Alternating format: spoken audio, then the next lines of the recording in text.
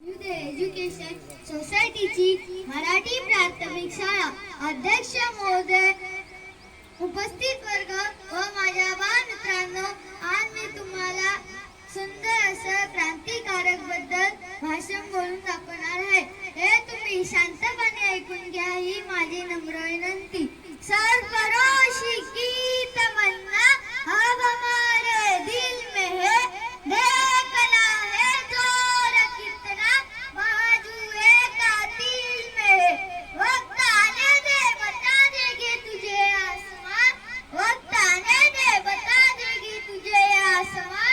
हम अभी से क्या बताए क्या हमारे दिल में है, हम अभी से क्या बताए क्या हमारे दिल में है. सरफरोशी की तमन्ना, सरफरोशी की तमन्ना. नमस्कार मित्रांनो, आज मी तुम्हाला अशाच एका देशभक्त क्रांतिकारक बद्दल बोलणार आहे. त्यांच्याच नावाने ब्रिटिश सरकारला धडकी भरत असे. ते नाव म्हणजे क्रांती सूर्य चंद्रशेखर आझाद. दुश्मन की गोलियों का हम सामना करेंगे, आजादी रहे आजादी रहेंगे. अशा सिंह गर्जनेने त्यांनी ब्रिटिश सत्तेला हादरून सोडले. बालपणापासूनच त्यांना अन्यायाविरुद्ध चीड होती. वयाच्या 15व्या वर्षी त्यांनी गांधीजींच्या असहकार चळवळीत भाग घेतला. परदेशी मालाची होळी करताना त्यांना अटक झाली. न्यायालयासमोर त्यांना उभे करण्यात आले. न्यायाधीशाने त्यांना विचारले, तुझे नाव काय? तेव्हा तो 15 वर्षाचा मुलगा म्हणाला, माझे नाव आझाद. तुझ्या वडिलांचे नाव काय? त्याने उत्तर दिले, स्वातंत्र्य. तुझे घर कुठे आहे? आझाद म्हणाले, तुरुंग. अशा विचित्र उत्तराने संतापलेल्या न्यायाधीशाने त्यांना 15 चाबकाचे फटके द्यायला लावले. चाबकाचे फटके खाता आझाद यांनी भारत माता की जय, इन्कलाब जिंदाबाद, वंदे मातरम अशा घोषणा दिल्या. संपूर्ण पाठ रक्ताने माखली होती, परंतु आझाद यांच्या चेहऱ्यावर मात्र भारत मातेसाठी रक्त सांडल्याचा आनंद होता. भारतीय लोकांना लुटून इंग्रजी लोक खजिना घेऊन चालले होते.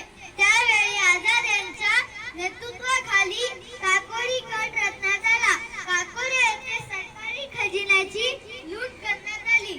अशाच एके दिवशी म्हणजे 27 फेब्रुवारी 1931 रोजी चंद्रशेखर आझाद अलाहाबाद मधील अल्फ्रेड पार्क मध्ये आपल्या मित्रांसोबत आंदोलनाबाबत चर्चा करत असताना त्या संपूर्ण मैदानाला 80 पेक्षा अधिक हत्यारबंद इंग्रज पोलिसांनी घेरले व काही काळाच्या आत त्यांच्यावर गोळ्या झाडायला सुरुवात केली.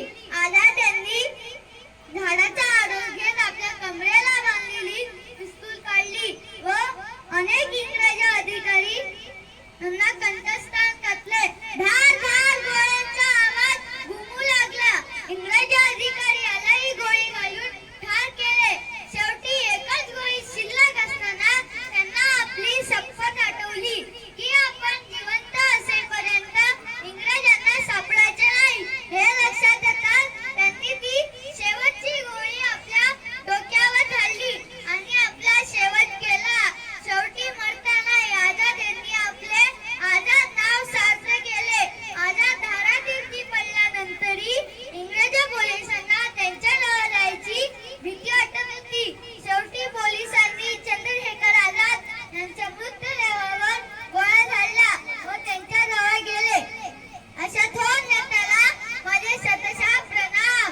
धन्य हुई भारत माता, आजाद जैसा देशभक्त वीर पाकर दुश्मन का सिर झुकाया, दुश्मन का सिर